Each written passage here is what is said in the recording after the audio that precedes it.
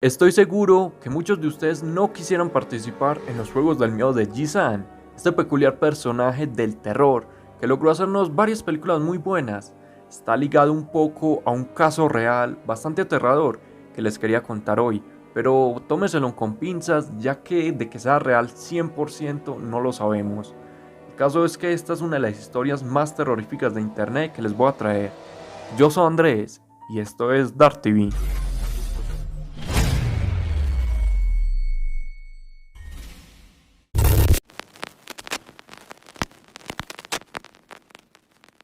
El nombre real del personaje Ji-san en la vida real es Johann Adam Kramer Borg, que nació en 1935, y sí, es muy real el de la vida real, pero sirvió como inspiración. Pero como les digo, tómense en esto con pinzas ya que es más como un creepypasta, y les voy a leer esto como me lo encontré, como si fuera la narración de una historia que la estaba viviendo alguien. Me levanté del escritorio y fui por un vaso de agua, pero antes de servirlo sentí la necesidad de seguir viendo el video, así que volví rápidamente y lo puse a reproducir otra vez. El hombre siguió golpeándola hasta que la mujer despertó y se dio cuenta de que estaba en un lugar completamente desconocido y empezó a llorar, a pesar de que estaba amordazada y no podía gritar muy fuerte. Sus llantos eran desesperantes. Por un momento pensé que iba a salir la chica del exorcista con un grito como normalmente pasa, y es que ahora odio cualquier video con un título interesante en YouTube, pero no pasó nada en ese momento, así que seguí mirando el video, y la mujer se calmaba y él empezaba a hablarle y era casi indescifrable lo que él decía, así que no le presté mucha atención. Luego él le mostró unas fotos de ella con unas personas vestidas de negro, que ella estaba golpeando en la foto. No entendí nada de esto, pero continué viendo y para mí era un tanto emocionante ver este video. Dependiente pensé, qué buen video, un fan con una gran imaginación.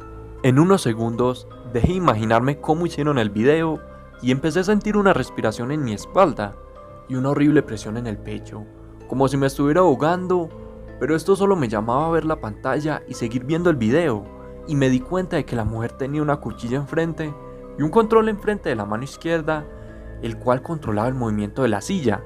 Ella podía subir la silla para cortar las cuerdas de sus manos, pero si lo hacía también iba cortando su estómago y espalda, lo cual no podía hacer porque de todos modos iba a morir. También podía mover la silla hacia abajo para cortar la cuerda que estaba atando su cuello al techo, que en 5 minutos alaría hacia arriba ahorcándola según lo que entendí, pero tampoco podría hacer esto porque también cortaría su rostro y moriría.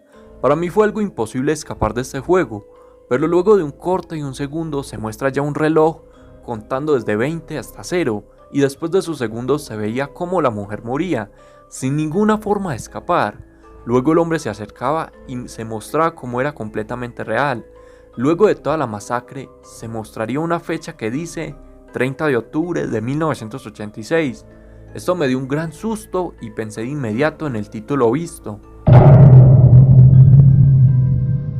Me pregunté si esto había pasado en la vida real y adelanté el video hasta el final, donde había una escena de policía mirando las pistas del crimen y toda esa cosa de este tipo de películas.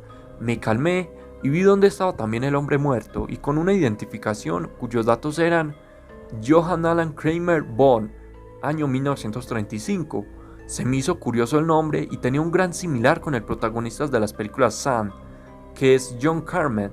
Luego, después de buscar por internet información de este hombre, encontré que era un psicólogo ruso que vivía en España el día de su muerte, donde realizó el juego del miedo por primera vez.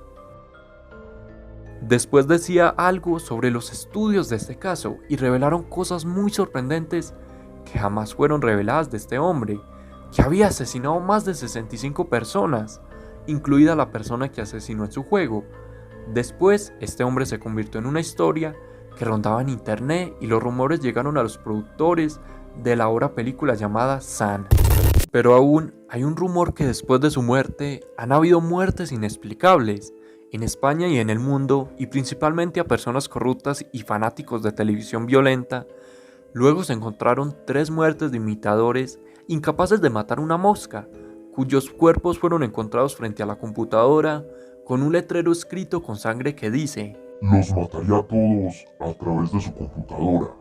y luego se encontró la muerte de un joven que murió frente a su computadora mientras investigaba sobre la verdadera historia de San.